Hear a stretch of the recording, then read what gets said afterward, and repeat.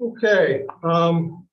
Those who just joined us, we just closed the public hearing that was scheduled. We're just beginning the regular meeting. The first resolution is town board accepts the agenda as prepared by the town supervisor. There is an addition of a contract with PT Mail and an addition of a discussion about the DBA alternate position that I would like to add. So I'll make that motion. Have a second? I'll second. All in favor? Aye. Aye. Opposed? Okay, attorney for the town report, Mary Lou. Well, you know, I had an attorney meeting with you folks recently, so that's something I worked on, and we're gonna have an executive session later. So we'll talk about my things that I have now. Okay. The individuals. Okay. Kate, town clerk for tax collector report. So I don't have the monthly report for town clerk yet. I'm still waiting on my bank statements. And since it's the second of the month, don't have it ready. Anyway, we did receive the resignation from Tim Hurley, and that's all I have to report. Okay. The highway superintendent report for the board. We're gathering all the CHIPS refund that we can submit for receipts for reimbursement. And that due date is August 15th. We are still waiting on a few, unfortunately, so we will have quite a few of them, but the remainder will have to go into the, I think it's a December reimbursement, the next cycle. So we'll get as much in the August 15th as we can. I know Jeff has expended about $600,000, maybe actually a little bit more CHIPS money this year. So will be a substantial reimbursement coming back, which is a good thing because the bank account is a little tight right now with that money having been spent and not coming back to us. So a little bit more on that in the moving forward in the meeting. Supervisors financial report, July 2022. The revenue for the general fund was $84,929.66. The highway fund, $8,089.12. The expenditures for abstract 7, the general fund was $77,633.92. The highway fund, $149,255.38. The street lighting fund, $2,035.60. And I believe we are now caught up to date with that account. The escrow fund is $12,384.73. The total expenditures for July 2022, the general fund was $158,253.68. The highway fund was $200,450.54. The street lighting fund, $2,035.60. And the escrow fund, $12,384.73. The correspondence report, similar to Kate, as this is the second, I have not completed filing it yet. I will circulate that by email to everybody. The supervisor's update, the COVID-19 report, as of yesterday on the county site, there are 82.4% of the county has had one dose. 75.5% of the residents have had a complete dose. There are 127 active cases in the county, and sadly, there have been 393 fatalities. In the town of Rochester, there are 5 and this is reported. There are 5 active cases. There have been 1,454 confirmed cases, and we have had 8 fatalities. The grant updates, the Algerville Firehouse is moving forward. We are almost at substantial completion. As a matter of fact, Thursday, we will be doing a walkthrough with the engineers and creating a punch list for the contractors. So we are right on schedule. The power, last week, Central Hudson changed over and energized the power system. And we are still in line to be totally completed by the end of October, maybe even sooner. Harold Lipton Community Center, we finally received all the outstanding reimbursement vouchers from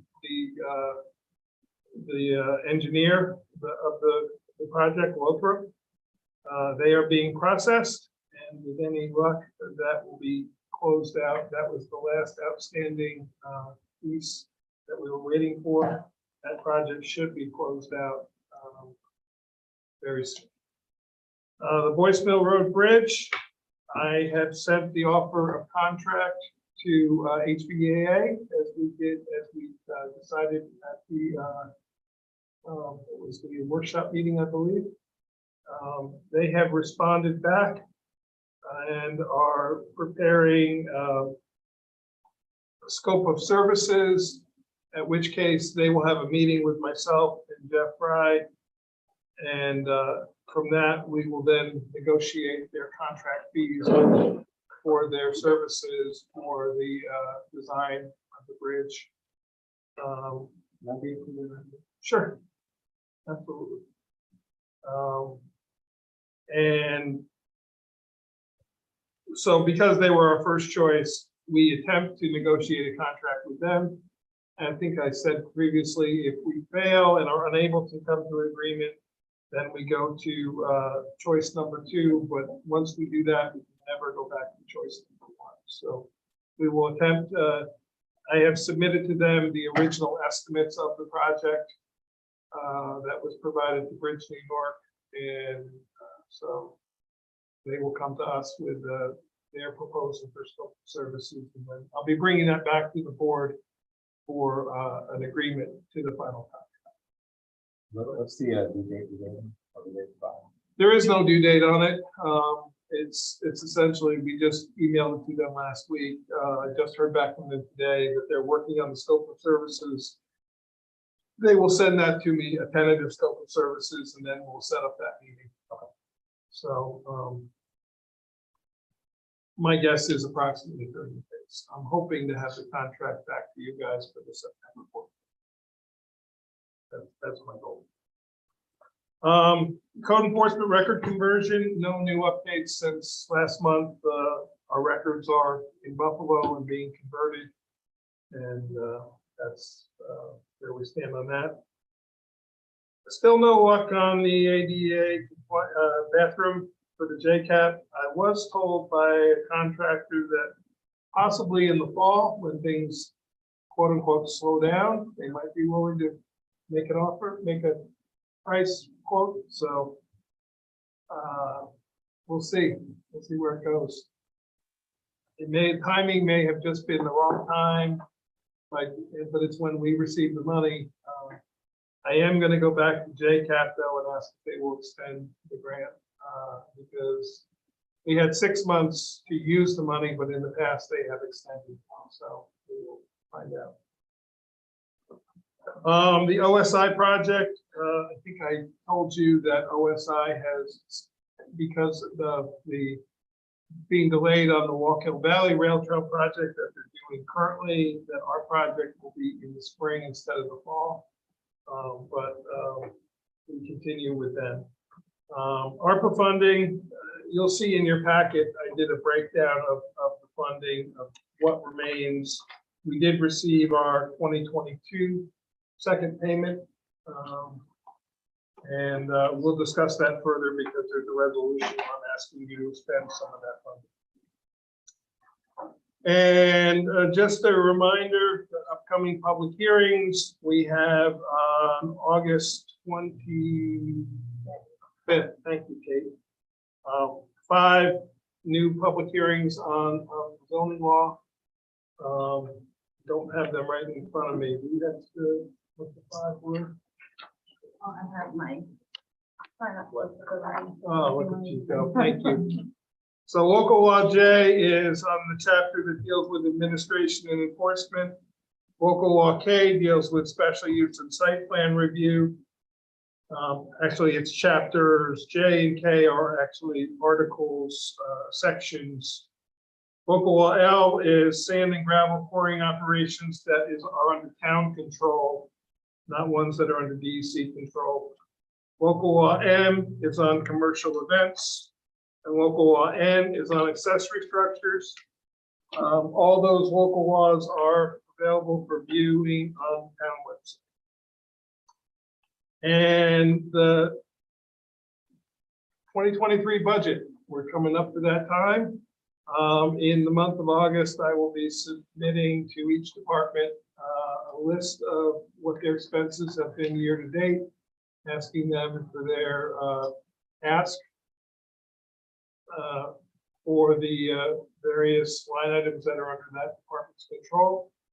And I'm going to ask for those to be back to me by sometime mid-September, at which time I will prepare the tentative budget, which is then presented to the town clerk on or before September 30th. After that time, we will meet as a board, as many sessions as we think we need to go through that. For Michael and Charlotte, we go through it line by line and discuss each line item, both revenues and expenditures. Traditionally, we've done it over 4 sessions.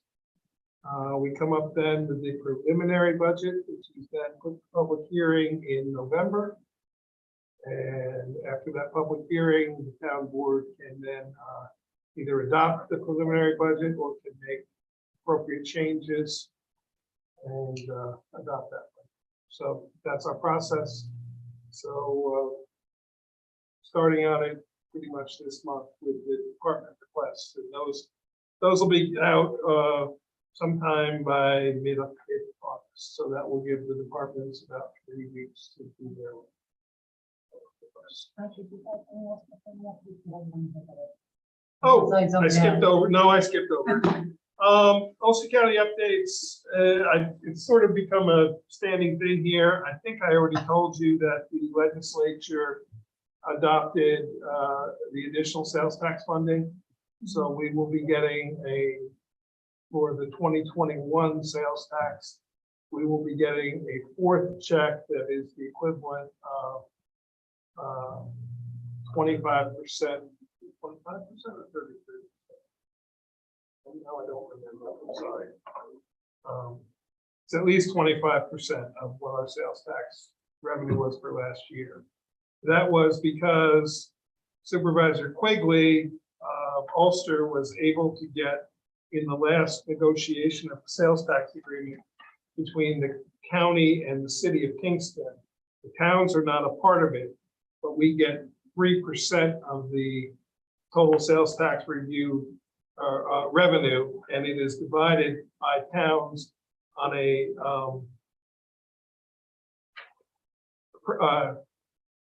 value basis, a property value basis. The town's assessed value. What we got was a circuit breaker number that if a certain number was achieved, that this additional payment would at least go to discussion. The county and the city met, discussed it, agreed to it. The county has signed off on it. It is in front of the city council right now. It is anticipated that they will also approve it. The stipulation was that because they get a percentage of all that's, so this is going to cost them some money, but in return, they have agreed to not pursue the ARPA funding from the county for water and sewer.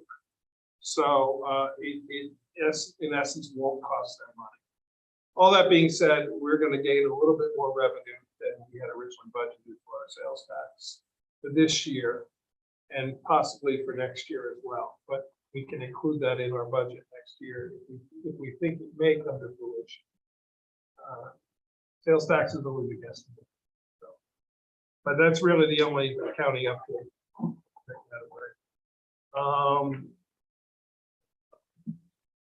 Department updates. I don't remember who I started with last time. We'll start with Charlotte. Sure, so, I know you have housing on the, agenda later on, we can listen to those, for the housing committee. And then for the elder care program, Rich has started to circulate the new form and also the handout from the food pantry that they have printed. They're not very busy right now, normally I don't get too busy till winter time as far as house calls go, so they'll keep going out with that. Great. Erin? Sure. So I have a technical update for the planning board. Last month, well, first I want to officially welcome Chair Saras. He's chaired 2 meetings since we appointed him a month ago. And at their last workshop meeting, they discussed the code, the zoning code changes that were up for public hearing last week, and made comments live, which I thought was great. And my technical update is to let the board know that if you want to see their comments, if you download the PDF from the email that Mike sent us where they were attached, which is from July Oh, because they were in the column. 27th. Yeah. And then you have to click on the highlighter, because when I looked at it from the Oh, it viewer, didn't, because I saw them. It didn't, Okay. didn't when I translate looked to you at them guys? just from the viewer, I wasn't able to see it. But when I downloaded it, I was, Okay. so I wanted to share that with the board. Okay, thank you. So I thought it was very efficient the way they did it. Where they did it right in the meeting, they could see it on the screen all together, and then they submitted the PDF with comments with a number of others. Then for the ECC, I was only at part of the meeting, so I don't have an update for the Third Thursday series program that they do. But I do know they are going to be promoting the Backyard National Park program as one of their core things that they'll be promoting, which I think has more to do with each individual, thinking of their own space as being something that, a place that could have wildlife and habitat in it. They're also working on landscape garden and pollinator garden projects. Both they'll be coordinating, trying to find a space in town. They're looking for a place at one of the parks where they could have a pollinator garden. And I know that they've been speaking with the recreation department about that. They also are in touch with Nexamp about finally moving that forward. So that's very exciting, because I know that's been on the agenda for a couple of years. Let's see, the transfer station, I don't have any big updates. I heard a rumor that the electric work that Tomorrow morning. is gonna start Tomorrow morning. for the exchange space, which will be very good to have that done ahead of the winter. Other than that, we are still hiring. There's an open position. So that's all I have for now, I think. Do we have resumes for? I haven't gotten any Not yet. yet. We haven't received them yet. Okay, yeah, I reviewed the old ones and did reach out and didn't find it in there, so. People that had applied previously either had moved on to other positions or were. For the ECC, what's the status of the part that they were working with Warsing, the intersection there at 4455? I know they were talking to the DOT about. Yes, and I came in, there was something about not wanting to encourage wildlife. The intersection So, of 44. they were talking about that sort of triangle. Yeah, The Warsing ECC was looking at landscaping and Right. beautifying it, and the DOT was supportive of it.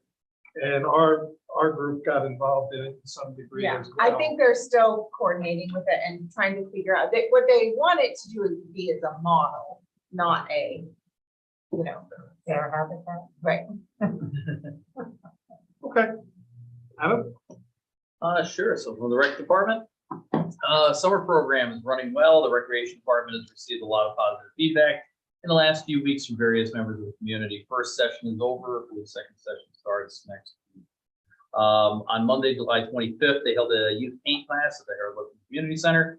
Very successful. It filled up within a matter of minutes of being announced. 15 children attended. The rec department will be offering 3 adult paint classes in the month of August. Dates have not yet been determined. In addition, the rec department set up a youth booth at the Farm and Barn Day on Saturday, July 23rd.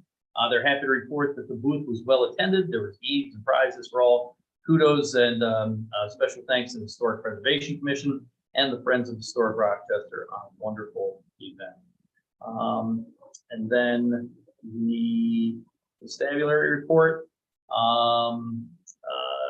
They answered 26 direct calls for service in the month of July of 2022, included 21 neighbor-to-neighbor and quality of life complaints, 5 resident traffic complaints over Cherrytown, Whitfield, Medicahonks, Lower Whitfield Road, 4 environmental complaints, Whitfield Road, Rochester Center Road, Cherrytown Road, and Upper Cherrytown Road, 7 new building department violations, 0 court cases were open, 9 court proceedings remain open, and 0 court proceedings were closed. Interesting occurrences on the month of July, due to the Independence holiday, there were many complaints regarding fireworks. Their noises included one that where there was commercial fireworks that were being used in a residential neighborhood in close proximity to other homes.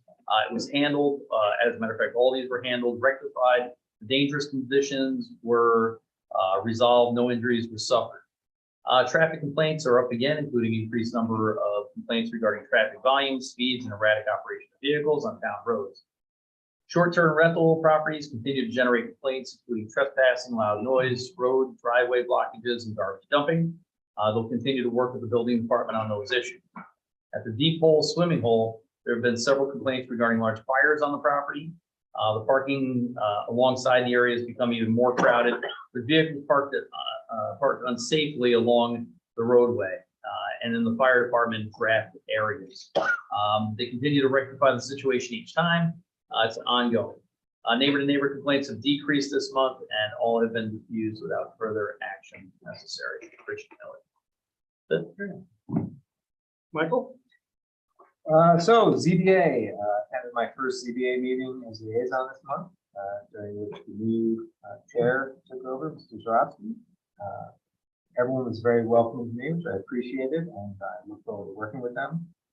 They only had one application they were considering, which actually already had someone chairing it. So I believe, and I'm still learning the process, they were able to come to a resolution and move that on to the process. Yeah, they got approved with some conditions. Yep. Correct. They also elected Mr. Haugen as vice chair. So congratulations to him. And I know they're still in need of an alternate member, and we have a discussion later today. And I know there are a few interested people, so look forward to getting that spot filled soon. On the spectrum front, nothing new on my side, although I did have a conversation with County Comptroller Mark Gallagher a few weeks ago. And I know she's also looking at ways to possibly address gaps at the county level. She's actually corresponding with our single point of contact, Alex. So it might be worth coordinating with our office to make sure that we're working along the same lines. The county's going to do something we're doing. Help. I actually can fill in on that when you're done. Okay. Ems and Fire. So we got Marltown First Aid Unit's quarterly report that they put together from Marltown. We shared it with us as well. Looks like they're continuing to do amazing work. I know we're still in the process of finalizing terms on the KFAS contract. I spoke with Mr. Mirko earlier today, and I'm hoping we can close out the rest of that this month. Nothing new from the fire district, although I did find out that the commissioners meeting is not on the same night as that workshop meeting, which I think our website has the update on there. So I'm going to make a point to get it really soon and meet them in person. And that is it for me. Okay. Hey, you want to give a report on the HPC and the Farm and Barn Day? HPC is currently working on New York State Preservation Awards that they're going to present on Heritage Day. So they're trying to find homes or historical homes or barns that fit the criteria of the preservation. So they're working on that as well. Some members of the HPC went and toured what they call the old Reservoir House, which is on Sampsonville Road. It's a historic house, and if anybody's read the most current accordion, there's a whole story on that, which is pretty amazing. And Farm and Barn Day was a great success, given, the heat. We had a lot of people turn out early in the morning. We did postpone the bus trip because of the weather, and everybody signed up, was very appreciative of that. So we plan on doing the historic Farmstead bus tour September 17th. And that will coincide with the Friends annual meeting the night before, which the theme was historic barns anyway, so it kind of works really nice together. So we plan on that September 17th. And I believe that was about it.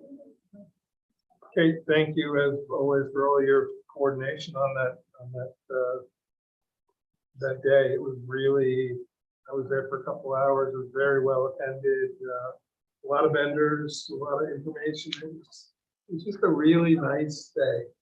Appreciate all your work on it, and I know Ashley and Bethany helped you in there, so thank you very much. The assessor, our assessor is on a much deserved vacation right now, but he last week attended a week-long training in Ithaca, continuing education training. Came back with a lot of new information and things he learned and things he confirmed that we're doing properly.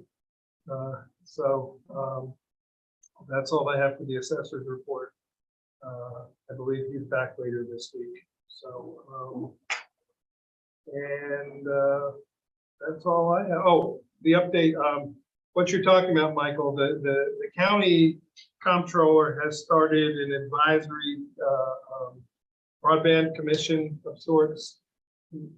We're debating what the title of it should actually be. But it's more than just broadband. We're trying to include cellular service, all types of connectivity, and that may actually end up being the name of the group. The people, All types of connectivity. well, no, but something along the lines of connectivity. The people involved are the town clerk from Shandaken is on it. There's a representative from Town of Olive. One of the Warsaw Town board members is on it. I'm on it. There's a resident, I think, from Denning involved in it. So it's the areas basically You'd expect them. where there's no coverage. Like we discovered that Town of Shangam had 100% coverage. But one of the things that's coming out of that is the comptroller actually did get a meeting with Spectrum, with two representatives of Spectrum. It went similar to the way our meetings have gone, is that, no clear answers came out of it and a lot of sort of double talk conversation. But we spent about 15 minutes of our last meeting lamenting that we all shared the same conversation. She is endeavoring to take the state's map and overlay our map over the state's map to identify the location for comparison. I did take all the orange dots that were on the state's map and put them into a spreadsheet in the town of Rochester, which equates to about 130 properties that have residences on them or structures, either residences or businesses, which is about what we were estimating. We were saying somewhere in the neighborhood of about 120, we thought, so 130 is pretty close to that. The comptroller feels we should not necessarily immediately invest ARPA money because she thinks that they're trying to work on a county solution and get Spectrum to approach it from a county-wide solution. But I did say that, sooner rather than later, we're going to move forward with possibly our own solution if that doesn't come to fruition. So that's where that stands. Town board member time. Anybody have any items to bring up? I have one item. We gave a brief update about the public information session that Councilman Coleman and myself held last month, at the end of last month, and it was well attended. We had about 40 people there. So we really feel like there's a need for that and would like to keep going with that. And I've tentatively scheduled and reserved a community center for August 21st. So I wanted to send a news item for the website. Absolutely. The only change we'd like to do is to the PowerPoint presentation from 1 to 1:30. Anyone that doesn't want to sit through zoning FAQ 101 can come at 1:30. So I think that'll be the only change there. But that'll be ahead of the next public hearings that we have. Well, that and it'll be better, even better than last time. Even better. It was pretty great last. It was pretty Well- great, but it's gonna be better. I'm guessing you've had some success in explaining based on the fact that it was very open.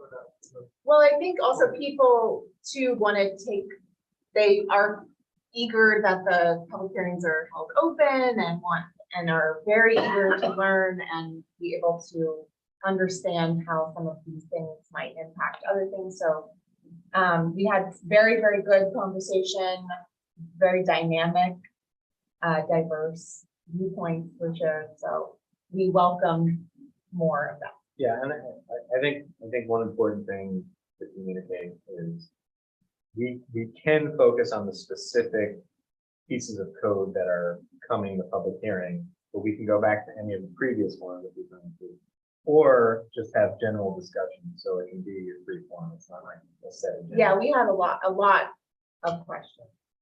Okay. So, And for the members of the public that are here or watching online tonight, all the zoning public hearings are being held open until we have had the first public hearing on all the chapters. And then at that time, we will figure out whether we have one very big meeting with a lot of public hearings that are then closed, or whether we combine them all into one. We will see based on the amount of changes that we make. So, and we'll have a little more discussion in our discussion items tonight about next steps for us. I just wanted to get your feedback on where to head to next. So with that, is there any more board member? If not, I'll open it up for public comment. Let's speak. On the ARPA money, I see you're gonna discuss that later, toward the end of the meeting. My question is this, and I already know the answer. When was it approved that unbudgeted expenditure covered could be covered with the ARPA money?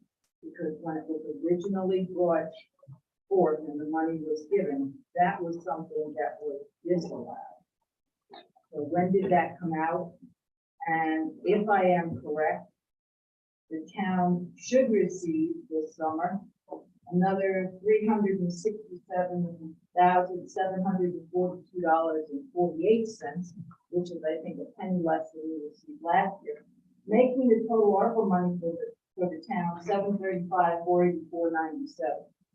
Pretty close to that. And with that, my question becomes, where does it stipulate in the ARPA book restriction, whatever the guidelines, that there need to be a contract if you are giving this money to a not-for-profit organization? That's a question for Mary Lou. I've looked through that. I think when you were talking about a contract, we were talking about the budgeting. Right? We always enter a contract with the people that were. That's Yeah. what Well, I let's Okay, That, I think that's what we were talking No, about. no. let's just I'm not get not into a supposed- question after though. Let's finish public Not comment supposed- first. Yeah. The reason I was asking that question is because I spoke with another town supervisor recently, and to the best of their knowledge, there was no contractual obligation necessary for a not-for-profit to receive ARPA money. And I'm asking for the first aid squad because their 106,000 or whatever it has been said that I read from last month, I still have it with me. that we were going to give them as a town board, not the budgeted 44,000.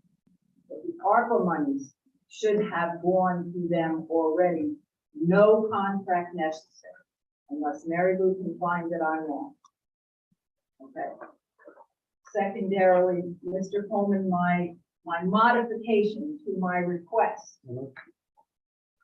I would still request open to the public at your workshop meetings. If you are going to vote on something at that meeting that affects the taxpayers, it should go in your agenda and the public should know it after you've given your audit reports and gone through your bills. But if you are going to make a change or do something that is going to affect the taxpayer should have a right to make a comment at that meeting. Otherwise, schedule all your stuff for your first of the month meeting. That's my compromise to you. Instead of every meeting, a meeting where you're going to conduct business and make changes that are going to affect the taxpayer. That's my idea. Okay.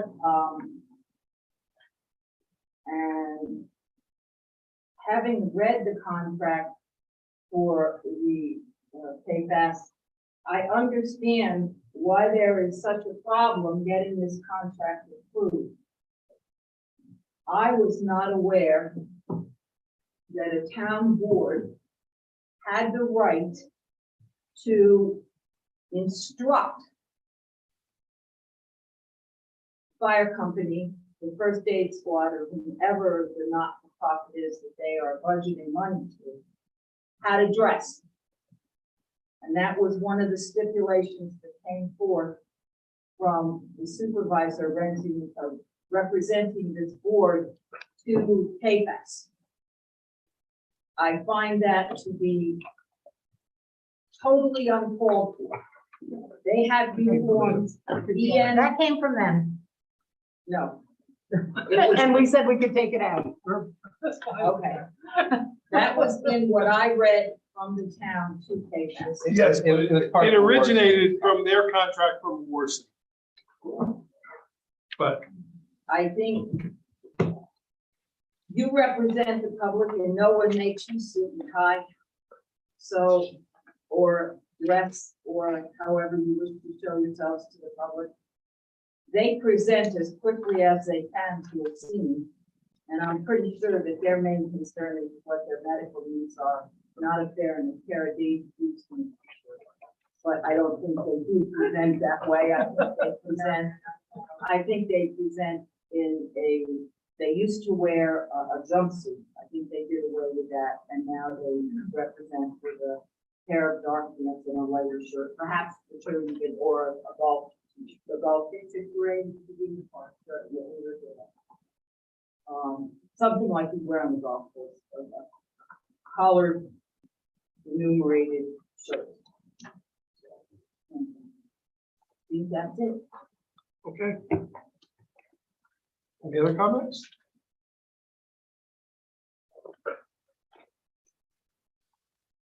So, I think it's fair and not backwards, we held up to their money. And Ellen will have to come down here because they can't get employees because of the finances.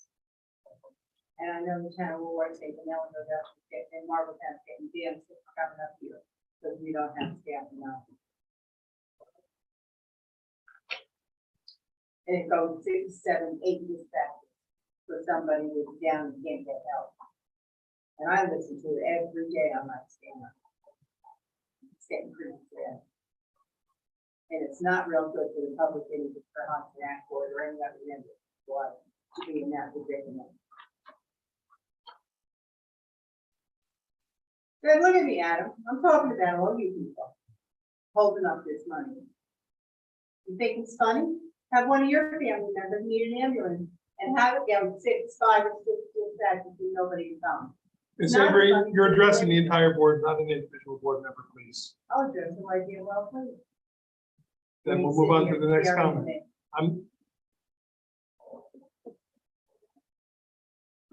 Thank you. I do have another question. Okay, Sherrytown. What is the town going to do about the fact that the buses at 350 Cherrytown, 30 Cherrytown needs to have their act together. They put their buses through the gate. You ask me how they get them there. That gate is narrow. What they do through that gate, around the property, and discharge them up above. Why can't this town board or somebody from this town sit down with 350 Cherrytown and ask them to utilize some of the property they have to make a pull around spot so that these buses do not interfere with traffic on at the 350 Cherrytown Road conjunction junction there that gets very, very held up. I would like to, we have all these commissions and committees. Do you think somebody can work with the constabulary or the state police or the sheriffs or all three? Could this board make a group to sit down with 350 Cherrytown and ask them what they are willing to do to stop this traffic mess? That's it. So I'd like to respond to some of the comments. First, you are correct. We received last week $367,742.48. Our second payment of the ARPA money, 1 penny less. That is correct. We have received that second payment. To date, we have committed. We have a remaining balance, and I apologize, I did it in reverse. So we have a remaining balance after the amount that we have budgeted for Marbletown and KFAS of $432,679.22. And that accounting is on the board's agenda tonight because I'm asking that we take $40,000. The answer to your question is, last year when the ARPA reporting was due, they came out with a new set of guidelines which allows for the unreimbursed expenses. Previously, there was a very complicated formula that had to be derived to determine what your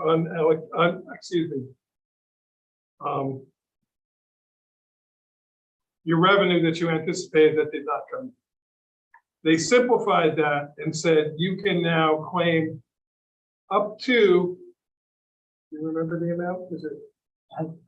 I do not remember the exact amount, but up to a certain amount of over $1 million. I'll leave it at that. It's more money than we are receiving.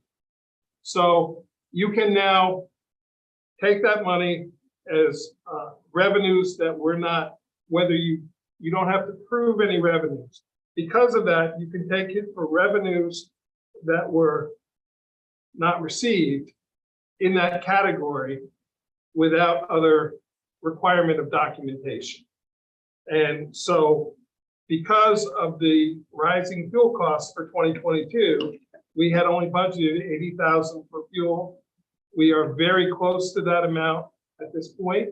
So I'm proposing that rather than taking it out of fund balance, that we take $40,000 of that, and that's on the agenda for tonight.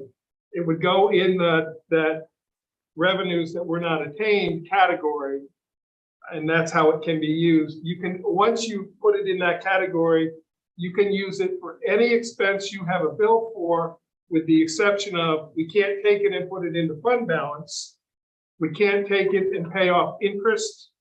There's several others that I don't remember off the top of my head, but you can take it for any legal expense and any expense that you would be paying short of the ones that they're not allowed. So that's why I'm proposing that taking $40,000.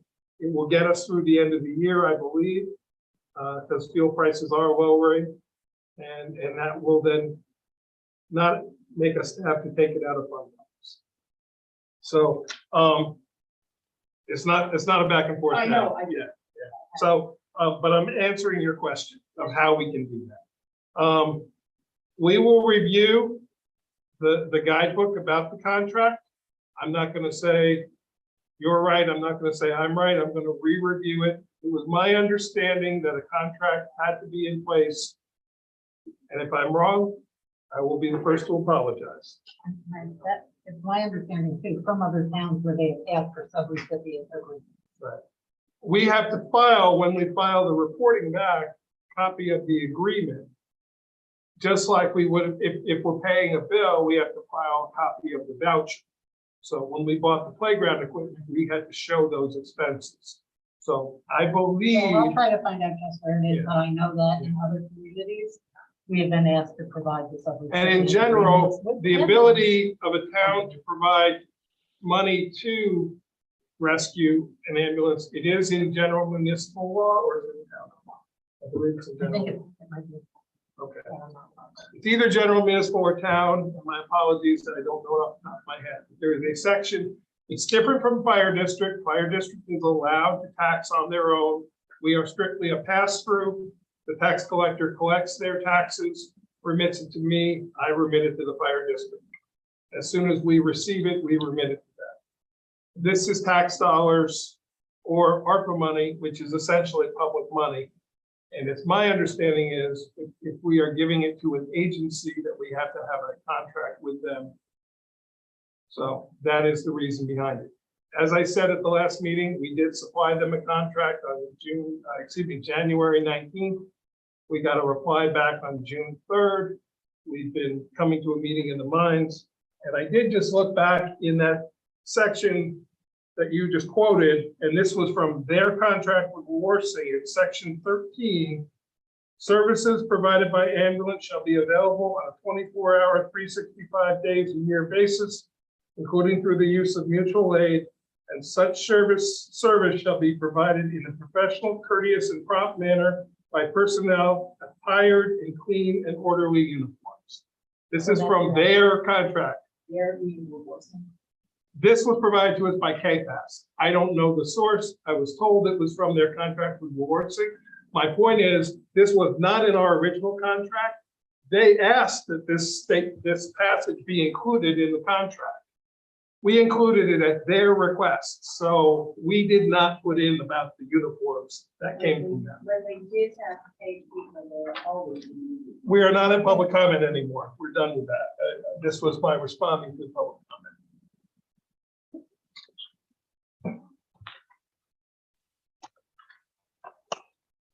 Okay, moving on to resolutions. Action on minutes. The Town of Rochester Town Board accepts the minutes of the July 7th public hearings, the July 7th business meeting, the July 20th workshop meeting, the July 27th audit meeting, and the July 27th public hearings as amended. I'll make that motion. Do I have a second? I'll second. The amendments for the public were the correction of the two public hearings of July 7th, just indicating that they were closed. It was not properly conveyed in the minutes. So those were the two amendments made. The others were accepted as prepared. So all in favor? Aye. Opposed? Abstained. Next, acceptance of a donation. Town of Rochester Town Board accepts donation of $80.35 from St. Pauli Textile. Do you have a second? I'll second. All in favor? Aye. Opposed? Abstained. Item D, we are going to remove at the request of the town clerk. It is no longer necessary. Item E, we received a request for appointment to the Recreation Commission. Town of Rochester Town Board appoints Cynthia Lampman to the Recreation Commission for a term to end December 31, 2024, subject to satisfactory completion of the required background check. The town clerk is requested to notify the requirement of the oath of office.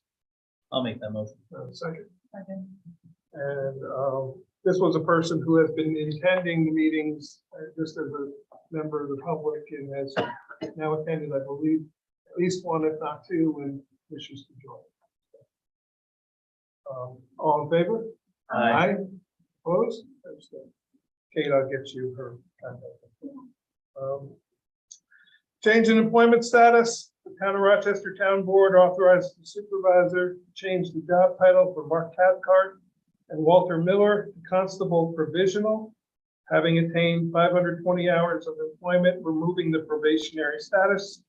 The respective hourly rate of compensation is increased to $15.50 per hour, retroactive to having attained 520 hours of employment hours.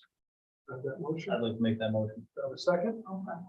And there's a chart in your packet that shows you the year-to-date as of July 31st for all our constables. We do have one other constable who probably in the next month, 2 months, will pay that 500. So,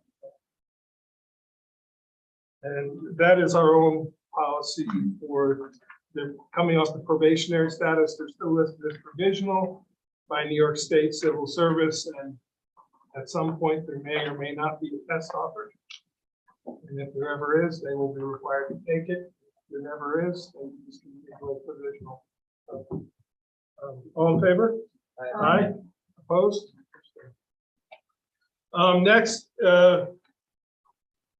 Town of Rochester Town Board authorizes the town supervisor to sign the shared services agreement between the Town of Rochester Highway Department and the Town of Rosendale Highway Department as presented. There's a copy of it in your packet. It is the standard county shared services agreement. It's the same one. Rosendale adopted it and forwarded it to us for adoption. So do I have that motion? I'll make the motion. I have a second.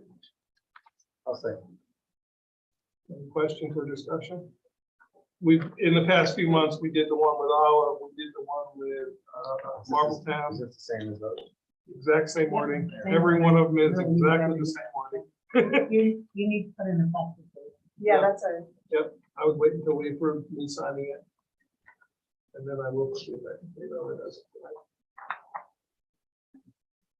And then I'll sign it, and Kate will sign it. Okay, so why don't we put that in there? Because we should be voting on it. Okay, so August, the effective date will be August 2nd, 2022.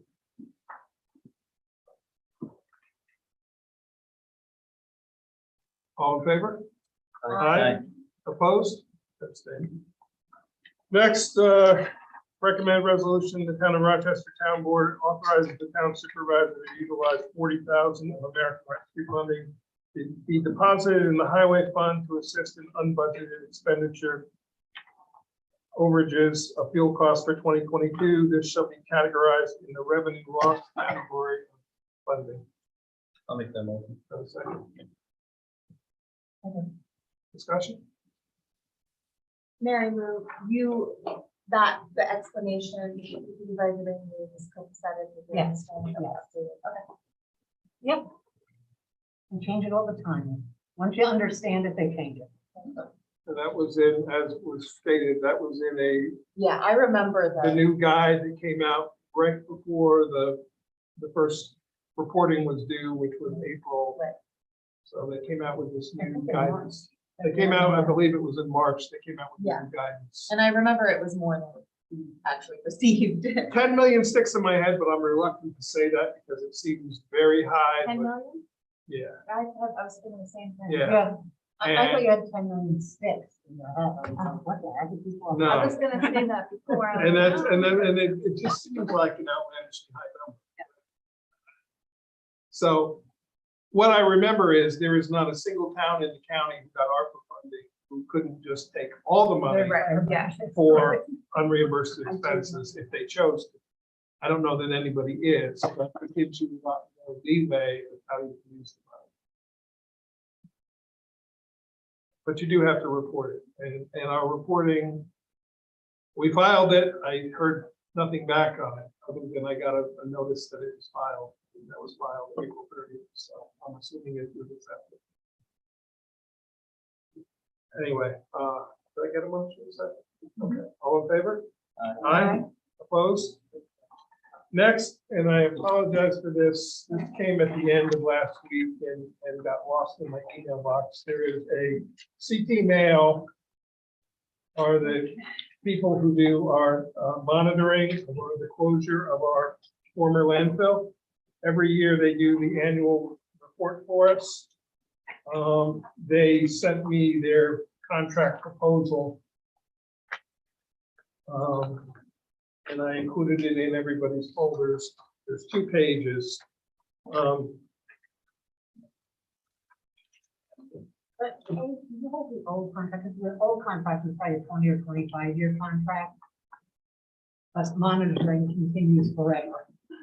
Yeah. So If the board wants to table this until the workshop meeting. I would, because I'd like to just compare them. I got a lot of these today. Yeah, it came in my email the end of last week, and it was in the middle of a bunch of other emails, and I missed it until this morning. You know, so we're a little. I saw it this week. That's, Very The last. very last. there's 2 pages, Michael. They both say Very last. email on the top. An agreement. Letter.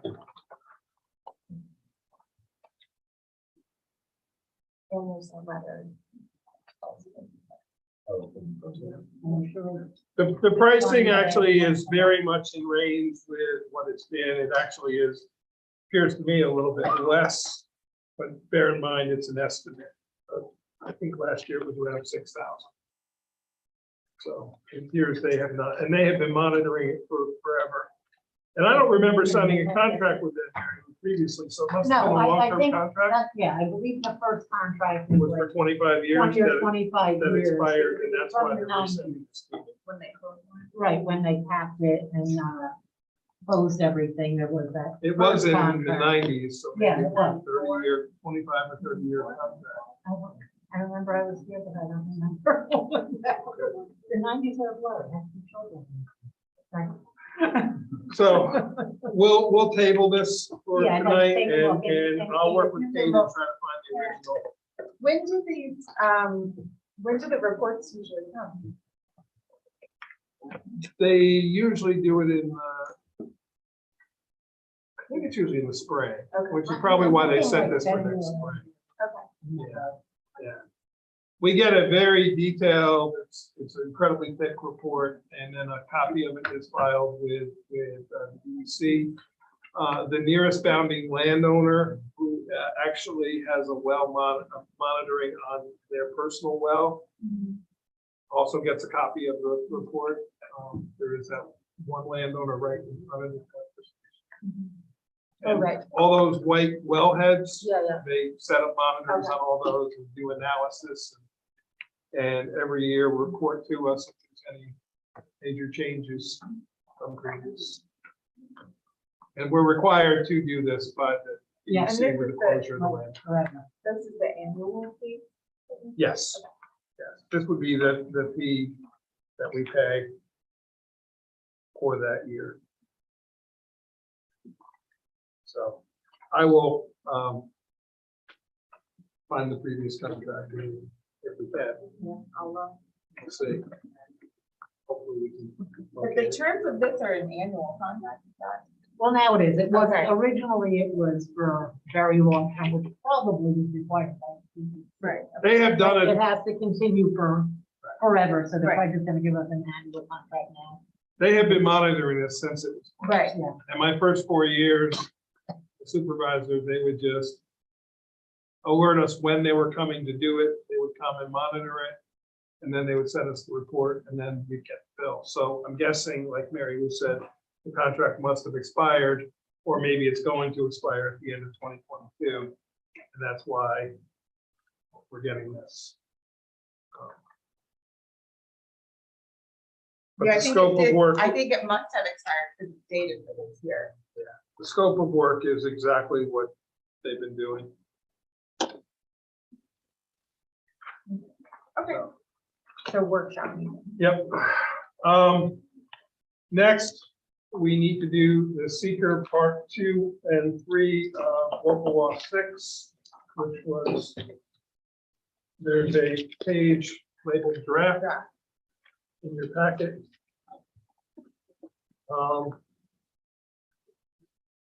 I would ask, I'd check no or small impact. This is an unlisted action. So I'd ask that we actually do a resolution establishing local law 6 of 2022 as an unlisted action under seeker. I'll make that one. Second. The roll call vote. Councilman Coleman. Aye. Councilman Allen. Aye. Councilman Paddock. Aye. Councilman Peter. Aye. Supervisor Reed. Aye. Okay, next, as indicated, I've checked no or small impact on all the categories of part 2, which then part 3 is no longer needed. So I would ask if the board has determined, based on the information and analysis and any supporting documentation, proposed action will not result in any significant adverse environmental impacts. I'll make that motion. One second. I'll second. Roll call vote. Yep. Councilman Coleman. Aye. Councilman Allen. Aye. Councilman Paddock. Aye. Councilman Peter. Aye. Supervisor Reed. Aye. Okay, thank you very much for that. Moving into discussion items, the first is the KPAS 2022 contract. As our attorney indicated, we are trying to resolve the few differences that we have with and we'll be setting up a meeting with Attorney Christiana, Councilman Coleman, myself, and attempting to get 2 representatives of KPAS, Mr. Nurko and another representative, to resolve the couple. There are 4 issues that are still to be resolved in the contract.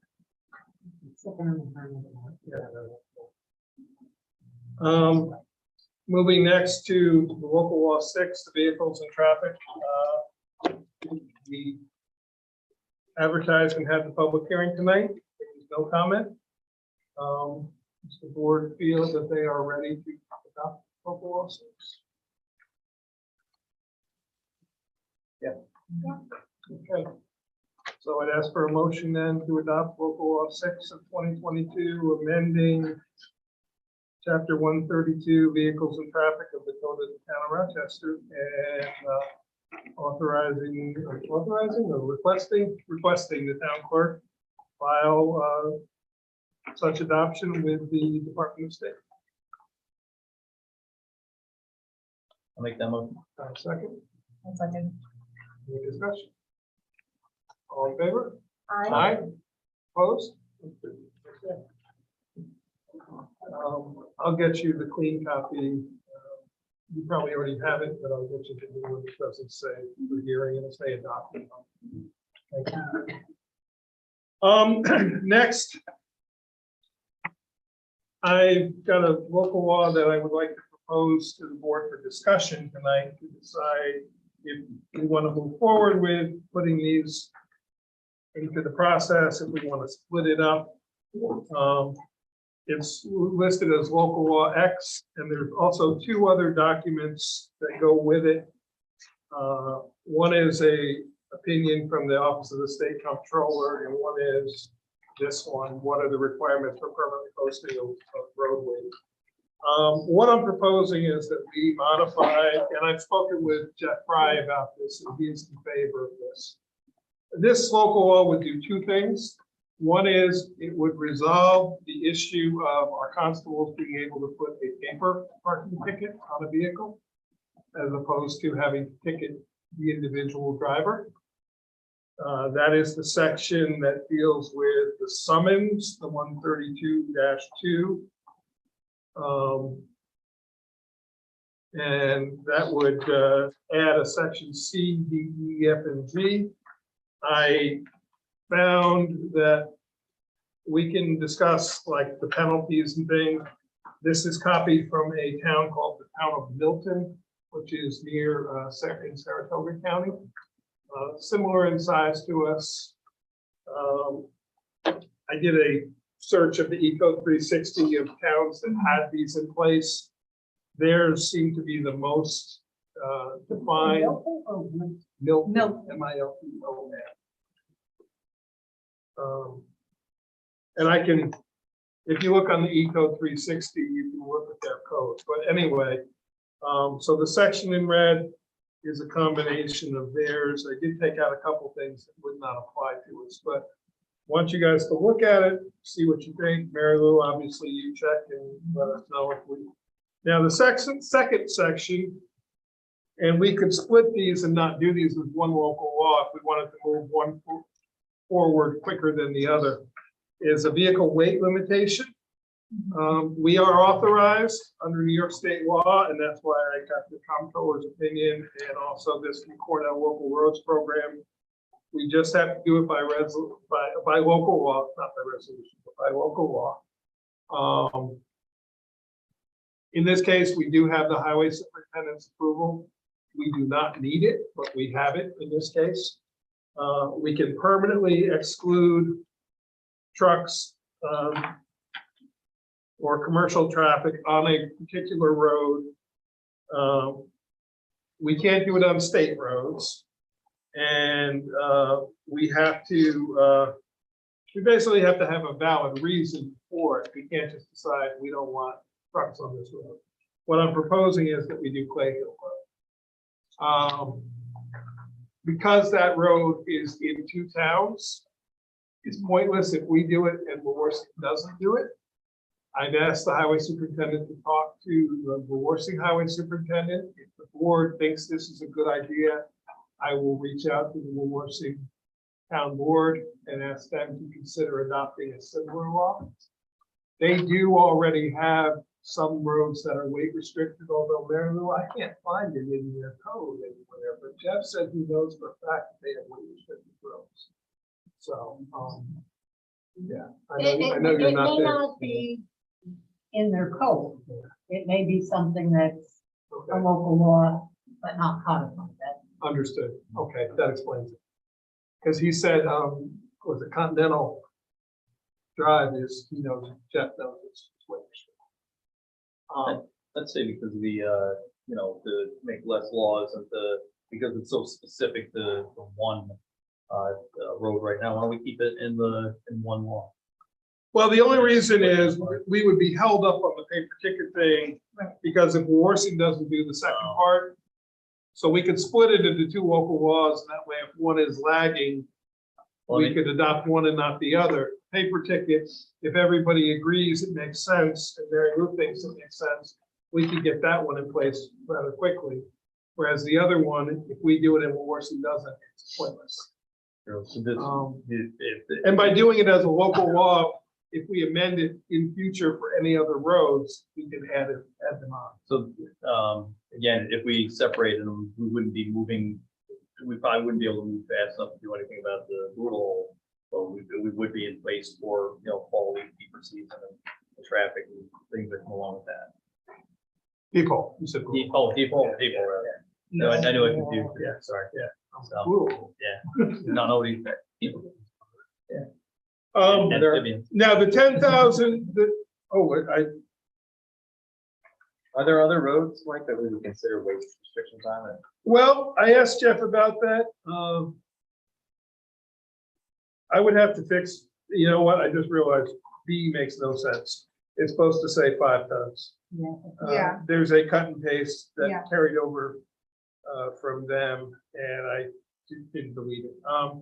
I did ask Jeff that, and he said nothing that came to mind at the moment. Being that Clay Hill is a cut-through road, we all know it's a cut-through, shortcut to Samsonville. There's already speed issues on it. There are sections of it, and it was just repaved. The Wawarsing section was just repaved, just turned it into a racetrack for people. Getting rid of commercial vehicles other than local traffic and local deliveries, I think would help. It's not just buses that are the issue. I see an awful lot of trucks taking that shortcut to Samsonville. And this was something I brought up to Highway Superintendent Spano about 4 years ago. He was not in favor of it at the time. So I dropped it. How is this enforced? The county, the sheriff's office? Sheriff's office, constable, If we, Any traffic? any traffic control officer can enforce it. So, something to consider. I'm not asking you to decide tonight. I will clean up that one section of code.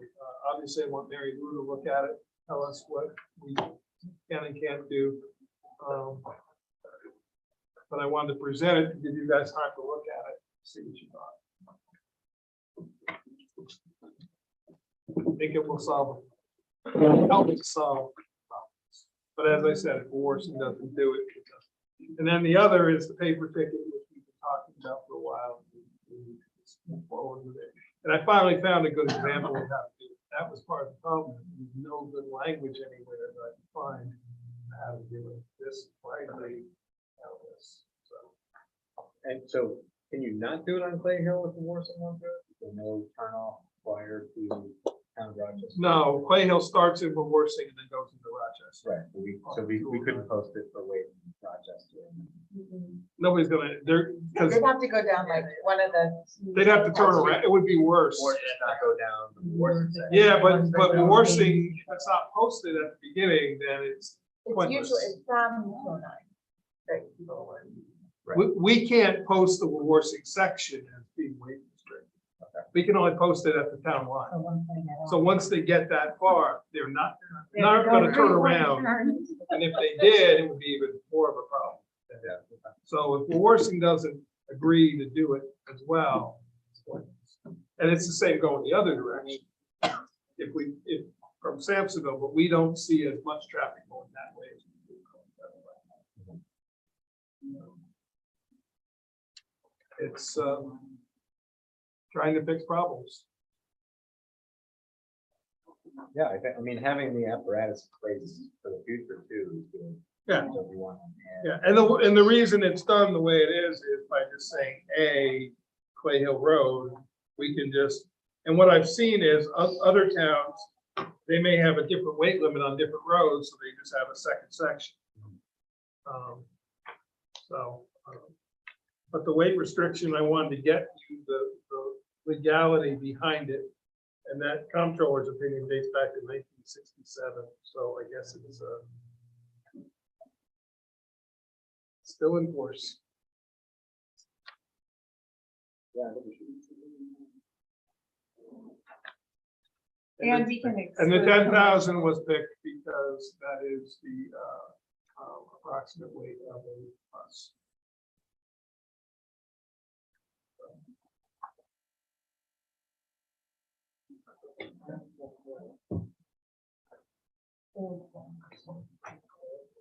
So look at it, see what you think. Moving next, the zoning laws update, next steps. So we have now received back comment on the first round of public hearings. What I wanted to get is feedback from the board before our workshop meeting. We have some laws that are for public hearing that are coming up in August.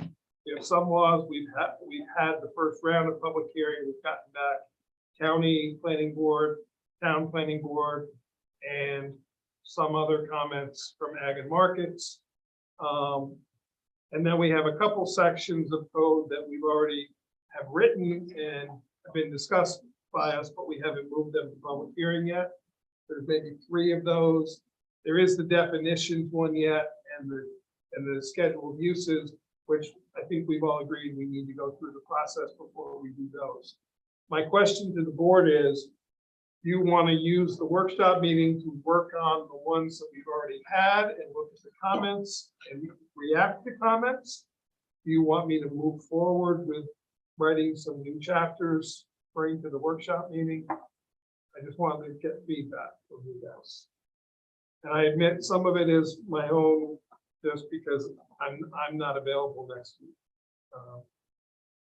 But I would like to see us button up the ones before we introduce anything else, we've dug into these pretty deep, while it's still relatively fresh in our mind. Let's take a look at We got the 5 that we got comments on.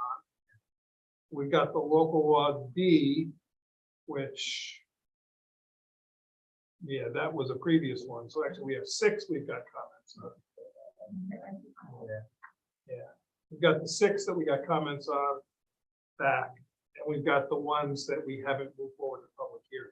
Between those 6 and the ones we haven't moved forward to public hearing, that's about 9. I think that will take us a good chunk of the workshop meeting. I also hope at the workshop meeting to have the review back from Peak Engineering of the granary seeker.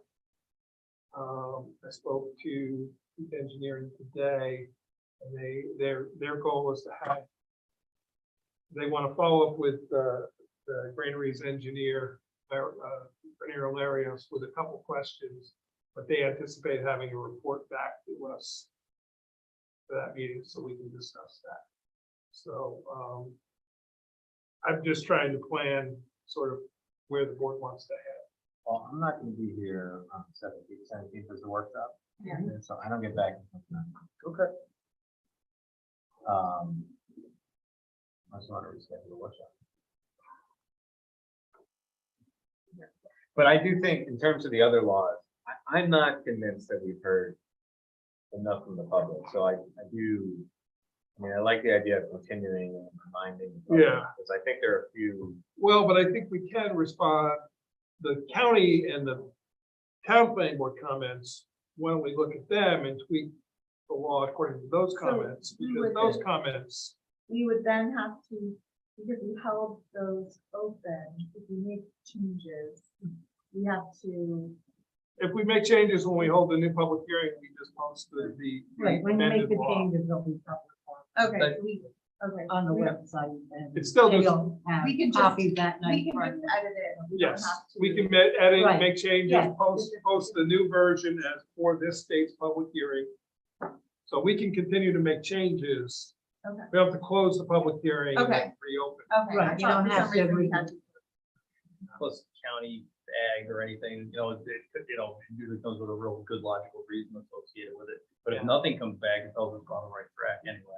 And then that has a little bit more weight for public hearing, or at least I. Well, the county did say they were gonna come back with, if we wanted, no, I'm sorry, not county, Ag and Market said they would come back with a more detailed, and I have sent them that request. So I'm not sure we got a lot of comments back. 3 of the counties were no county impact, no comments. And our own planning boards were relatively minimal. The only thing would be to roll up our sleeves and see if there's anything that we as individuals think should change Right. based on what we've heard and seen. And then the other ones we have are we have the lot development standards. Yep. right? They're the ones, But that one, we didn't schedule that one. right, But we did, I can tell you which ones they are, sorry. let me go through that.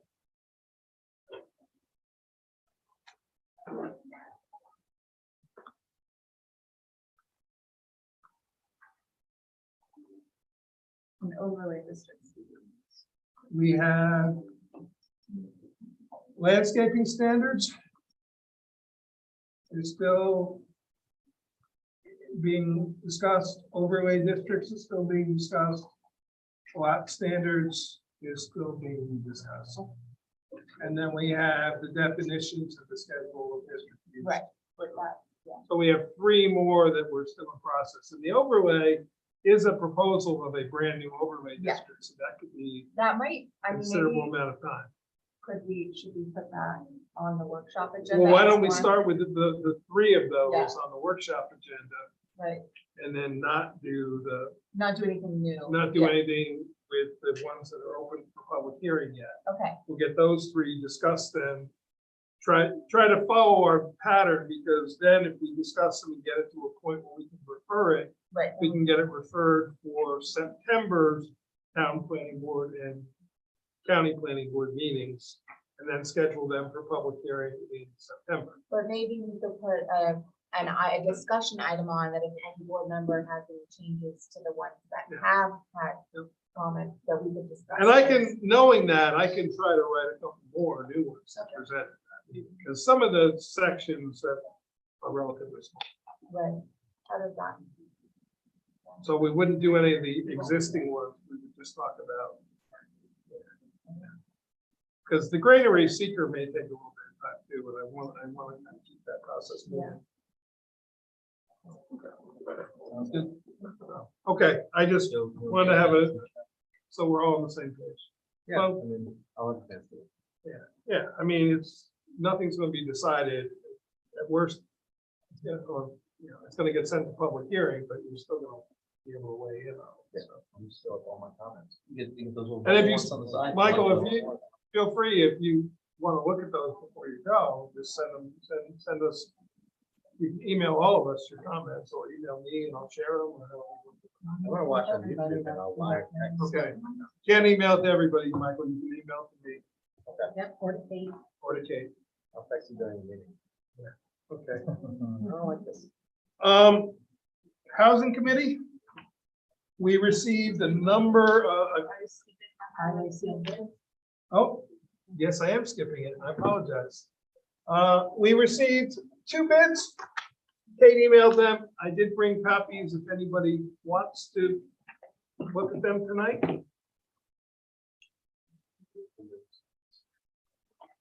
If you guys wouldn't mind though, if when you're done, you can give those back to me because then I don't have to print them all another time for all the records that I have to keep. So you're welcome to. And these were the results.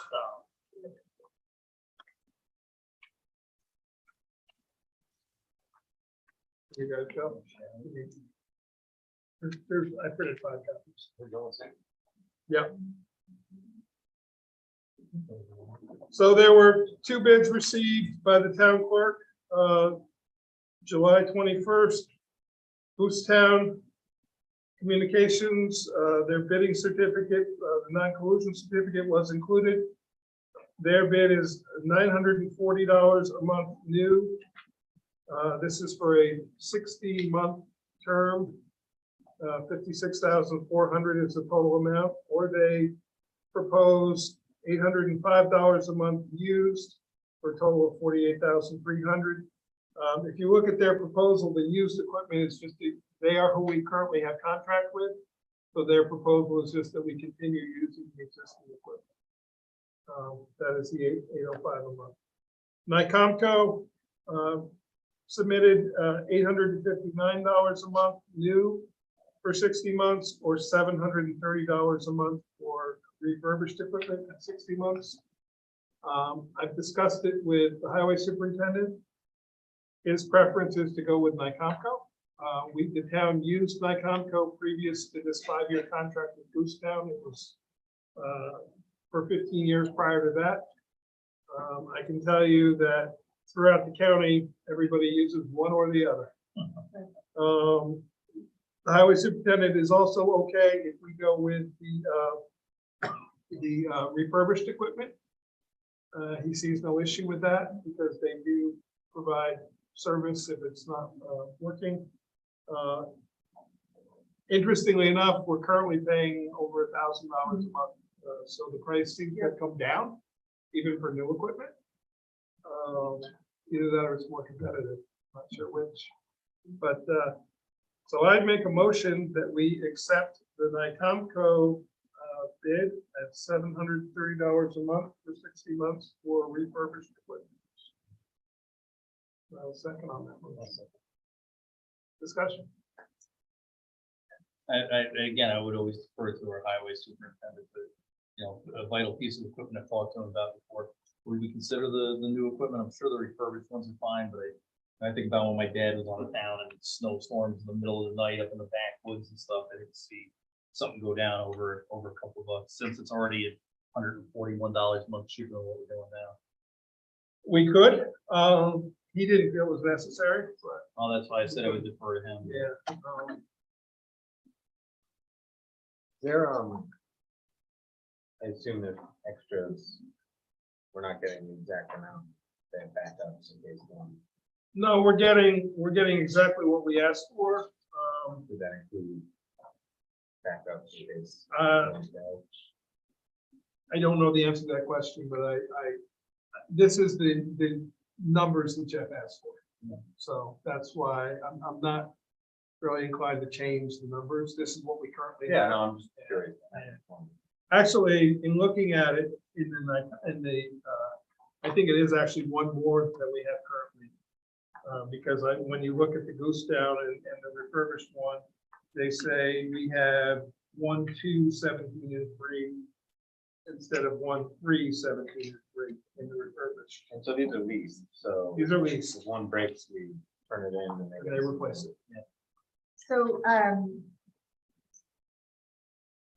Jeff said that he would prefer the used equipment, or he didn't mind if we went. I asked him, I said, my email to him said, do you mind if you have a preference?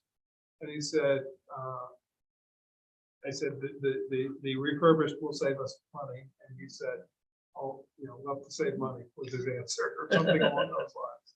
So, He's been using them for a zillion years, so I'm sure.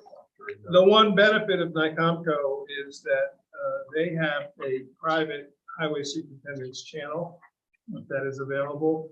They also can tie us into the Marbletown Highway Network, being a neighboring town. So our drivers and our highway superintendent will be able to communicate with Marbletown on our radio system. So, Well, and we also generally. and if you look in there, page 2 of the NICOMCO, only NICOMCO provides direct access to UC 911 dispatch. So, but there you see the difference, the lease of new equipment versus the lease of certified refurbished equipment. I see the replacement, and, again, it's. I mean, it is $130 a month times 60 months. That's an $8,000 savings over 5 years. Yeah.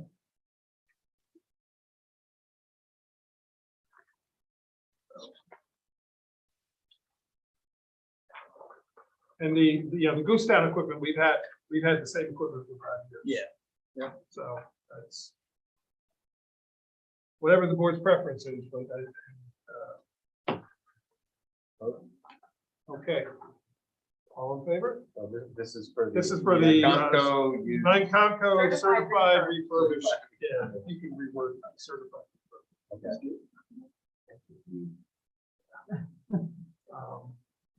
All in favor? I.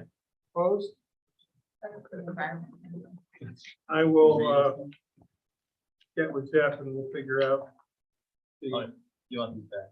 If you want to hang on to them, you can. I need a couple copies and I'm trying to not print it all again, but if you want them, you can have it.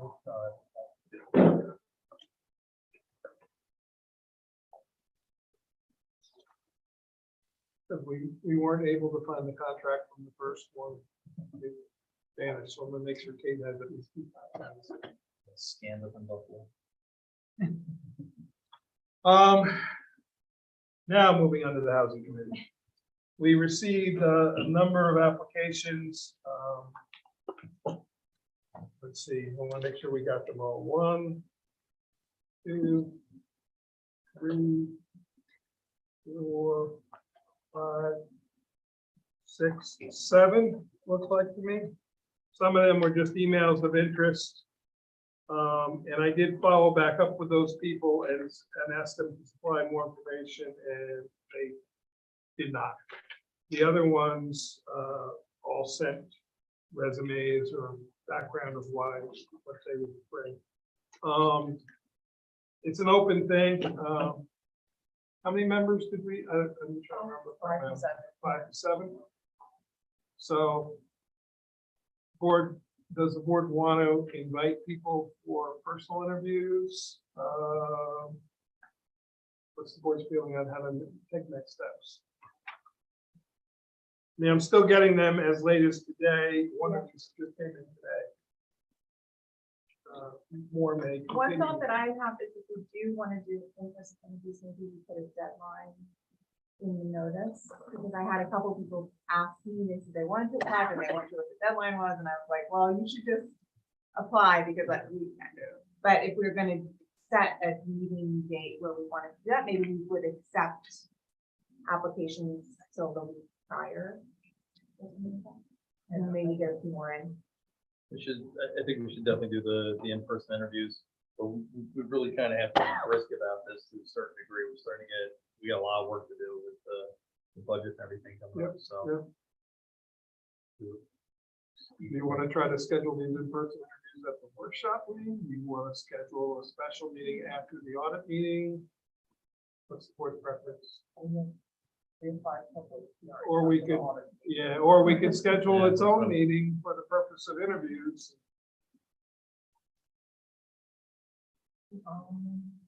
I would be opposed to holding a separate one for interviews. Now, our workshop is pretty much Maybe.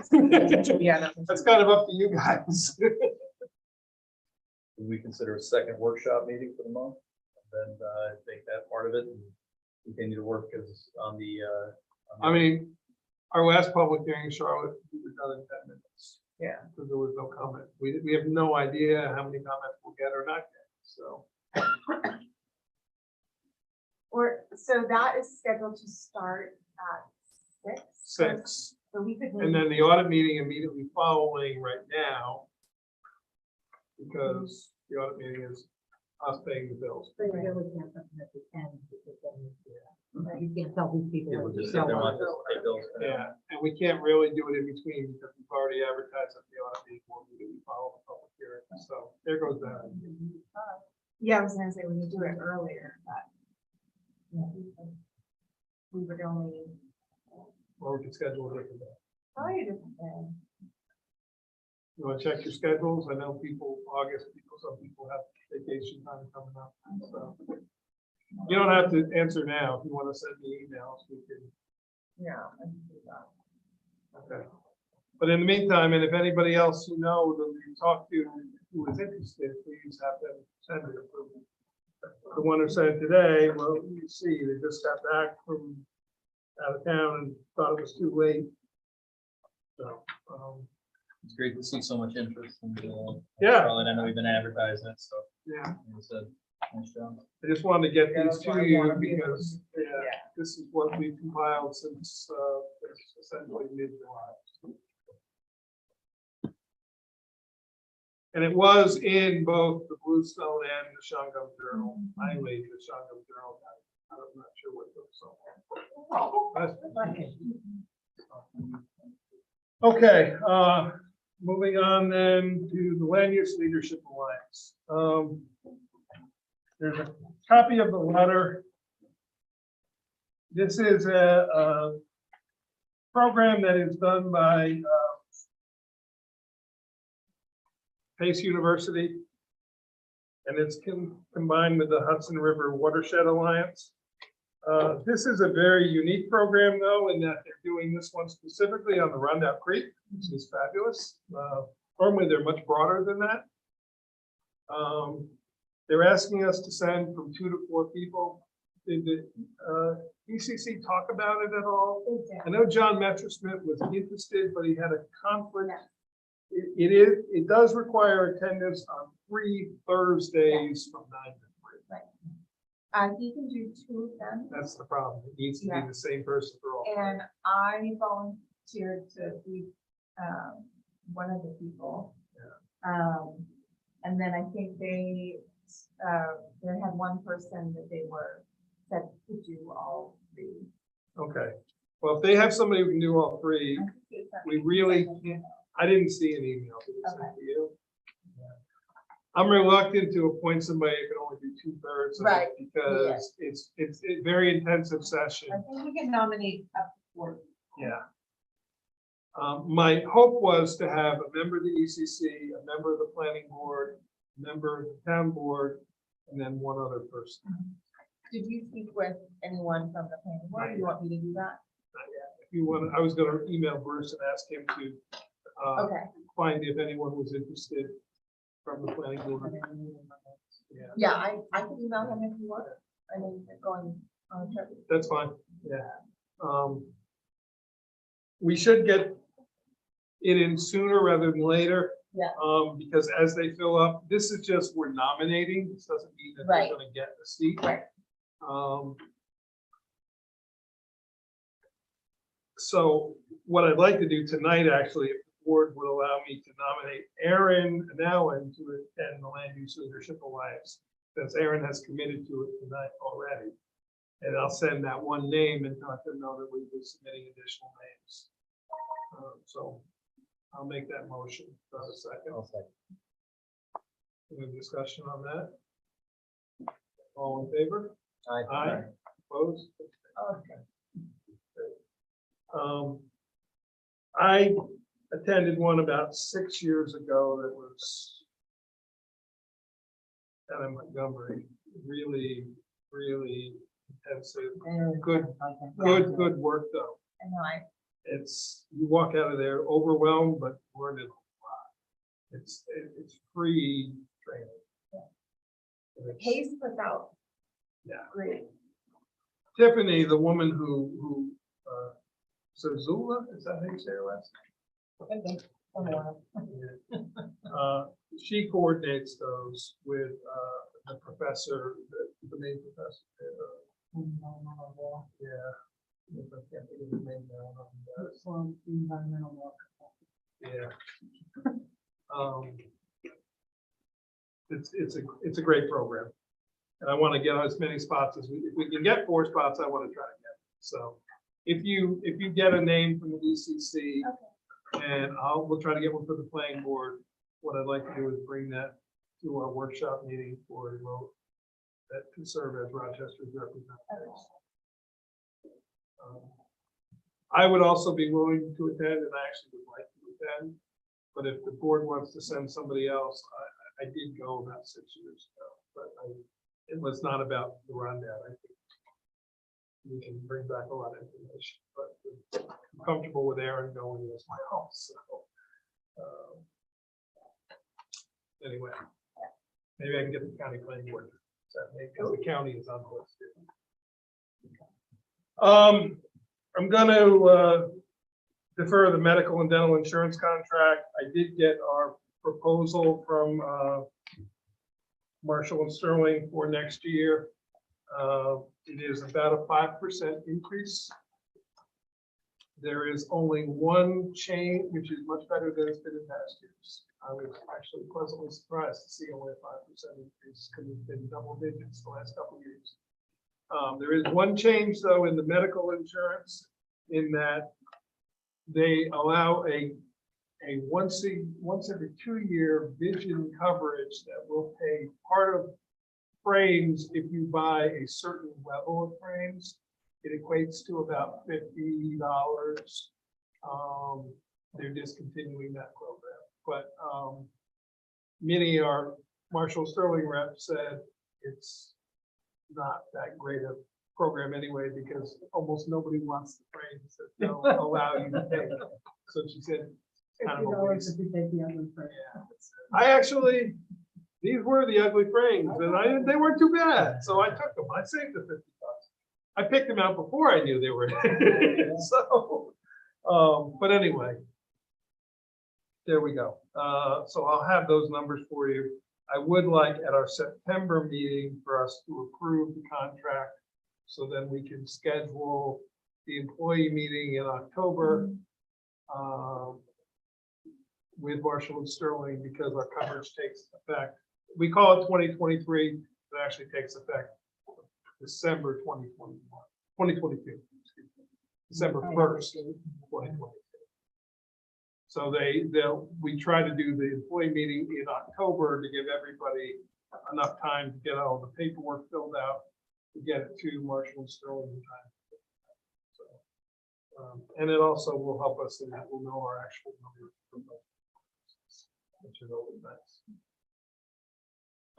Finally, we received a request that is in your packet. Councilman Paddock and I received a request from Constable Miller, where he's requesting the ability to hold a second peace officer training. We held one earlier this year. Due to a number of situations, we did not get the attendance we had hoped. He has said a number of agencies have reached back out to him and asked him if he would do another one. Trying to find the email from him. Yeah, here, just as a little background, Rich Miller's certified to teach this program. It's in desperate need in the adjoining counties. Police officers have to take this certain amount of training. My understanding right now, there's nowhere to take it.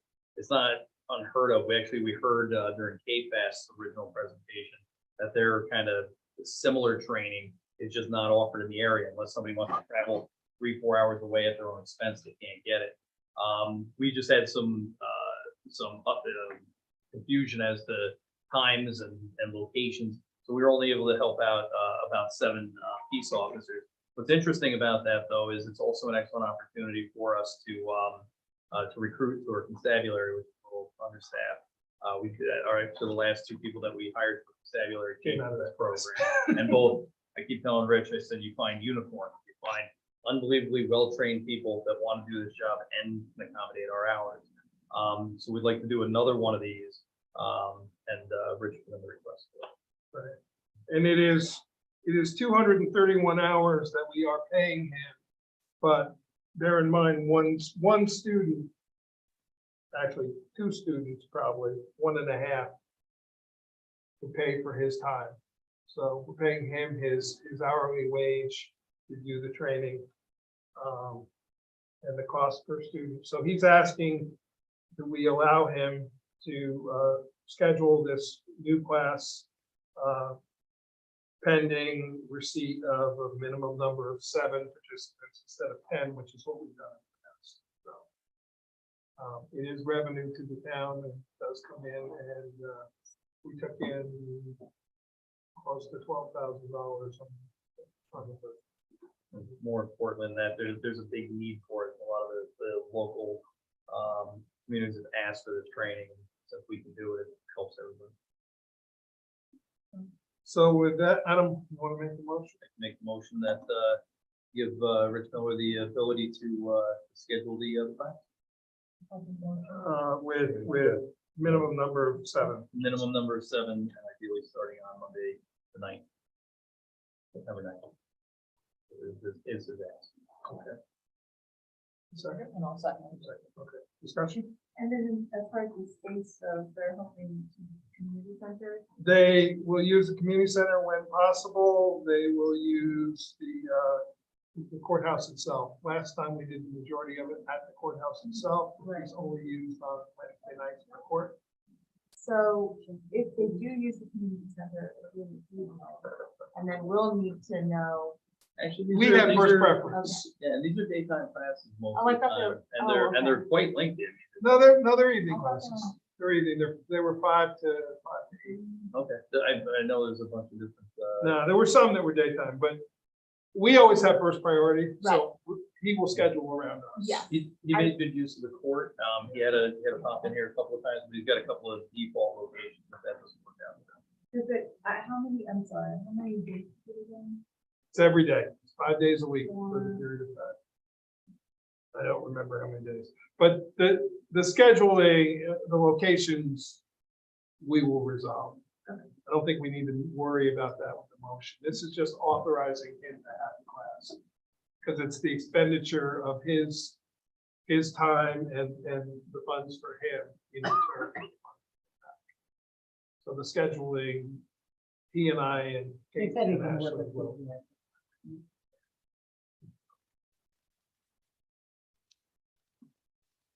You comfortable with that answer? All in favor? Aye. Aye. Opposed? Yeah, whenever this is available, they would use it. But normally it's only Wednesdays that become an issue. They did have one outdoor event, which turned out to be a nice night this time. ZBA alternate. We have the people that we interviewed previously for the ZBA full-time position. We have one new application. I fully admit I have not reached back out to any of them to see if they're interested. Let me send all of them an email and just say, you have an open for an alternate, are any of you interested? And then if we, depending on what kind of reply back we get, we can advertise further if we want, if we're comfortable with that. Yeah. There was about 4 people that interviewed that were not selected. And I can also reach out to the planning board, people who interviewed for the planning board who didn't select as well. And see if any of them are interested. And then if we had multiple people interested from that pool with interview. Yeah, well, we could decide whether we want to re-interview the ones we just interviewed beginning of this year. For a while now. Yeah, that'll be the board's call, but let me get a pool of feedback of who was interested and who's not. Alternate position is a different position. I'll bring that pool back by the workshop. Okay.